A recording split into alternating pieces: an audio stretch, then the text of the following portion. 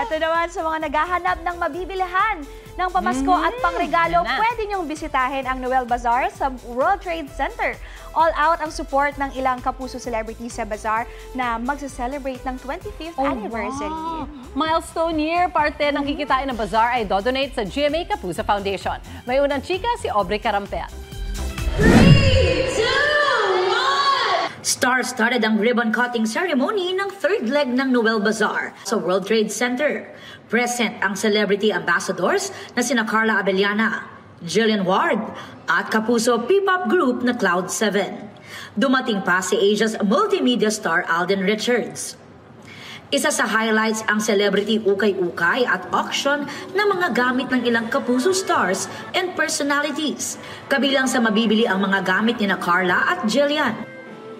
Para mas marami tayong mapatayong mga eskwelahan at classroom, matulungan ng mga nasalanta ng kung ano-anong kalamidad, matulungan ng mga cancer champions, mapagamot, lahat-lahat na. So lahat yan, 100% proceeds kay GMA Kapuso Foundation. Feeling ko yun talaga yung purpose ng buhay ko, to be able to help others and to give back. And para po sa Noel Bazaar events, si Alden mayroon namang booth kung saan makakabili ng tickets para sa kanyang upcoming 15th anniversary fan meet sa December 13.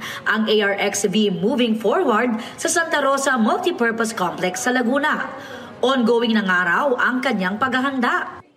May isang segment na I've never done before. So hindi ko pa siya nagawa in my entire 15 years in the industry. So abangan nila yon, and sa lahat ng makakanood nung fan meet, makikita nila kung sino ba yung involved doon at kung ano yung gagawin namin. Maaari namang makabili ng kapuso merch dito sa GMA Store booth. May booth din ng Cloud7 selling their official merch. At nagpa-auction din sila ng ilan sa kanilang mga damit. May bonus pang performance mula sa kanilang single na Bara-Bara. Nasa event din sina Noel Bazaar founder and organizer at president and CEO of Cut Unlimited Incorporated na si Mayos Gozon Bautista and managing director na si Justin Bautista Reyes. Si GMA Kapuso Foundation EVP and COO Ricky Escudero Katibog at ang iba pang partners ng Noel Bazaar. Mas pinabongga ngayong taon ang paboritong Christmas shopping destination ng marami dahil nagse-celebrate rin ang Noel Bazaar ng kanilang 25th anniversary. 25 anyos na ang Noel Bazaar with GMA Network and GMA Kapuso Foundation at nagpapasalamat kami sa Diyos na tumagal tayo ng ganito para tuloy-tuloy lang ang ating pagtulong sa mga nangangailangan. Part of the proceeds ng bazaar ay idodonate sa GMA Kapuso Foundation.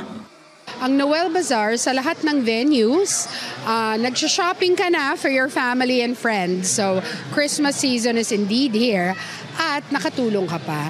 Ito ang unang balita. Aubrey Carampel para sa GMA Integrated News. Gusto mo bang mauna sa mga balita? Mag-subscribe na sa GMA Integrated News sa YouTube at tumutok sa unang balita.